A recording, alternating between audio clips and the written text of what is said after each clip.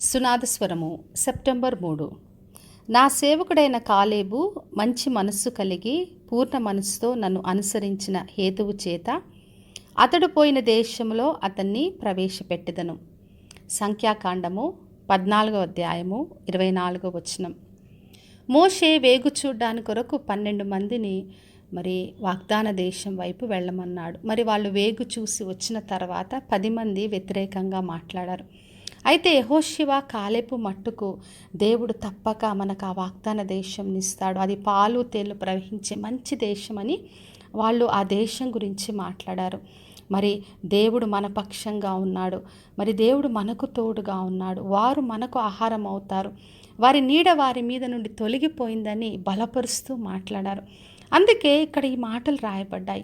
నా సేవకుడైన కాలేబు మంచి మనస్సు కలిగి పూర్ణ మనస్సుతో నన్ను అనుసరించినందున నేను అతన్ని ఆ దేశంలో ప్రవేశపెట్టదనని దేవుడు చెప్తున్నాడు.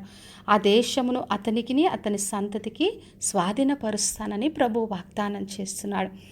దేవుడు మనకి ఏ వాగ్దానం ఇచ్చినా, దేని విషయం మనతో మాట్లాడినా మనం పూర్ణ మనసుతో మంచి మనసుతో అనుసరించాలని ప్రభు కోరుతున్నాడు. ఎంతమంది వ్యతిరేకంగా మాట్లాడుతున్నా, ఎటువంటి పరిస్థితులు మన చుట్టూన్నప్పటికీ కూడా దేవుడిచ్చిన వాగ్దానాన్ని తప్పక నెరవేర్చుటకు సమర్థుడని మనం మంచి మనసుతో అనుసరించినప్పుడు తప్పక మన వాగ్దాన ఫలమును పొందుకుంటాం.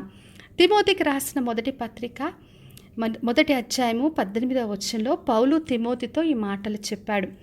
నీవు విశ్వాసమును మంచి మనస్సాక్షి గలవాడవై నిన్ను గూర్చి ముందుగా చెప్పబడిన ప్రవచనముల చొప్పున ఈ మంచి పోరాటమును పోరాడమని చెప్పాడు.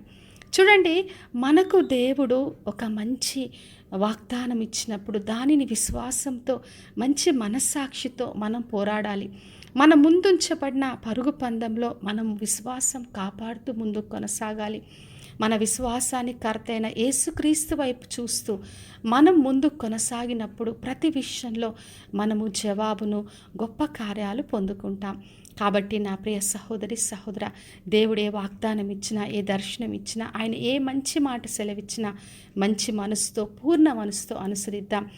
కాలేబు యెహోషువ ఏ విధంగా వాగ్దాన దేశాన్ని స్వతంత్రించుకున్నారో అదేవిధంగా మనము కూడా అన్ని పొందుకొని ఆయన బిడ్డలుగా సాక్షిగా జీవిద్దాం. ప్రార్థన చేసుకుందాం.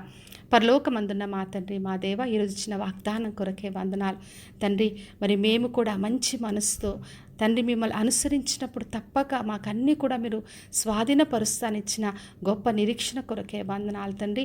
మేమందరం కూడా మాకిచ్చిన ప్రతి వాగ్దానాన్ని పొందుకోగలుగుటకు మీ కృపను దయచేయమని యేసు నామములో అడిగి వేడుకొంచున్నాం తండ్రి, ఆమెన్.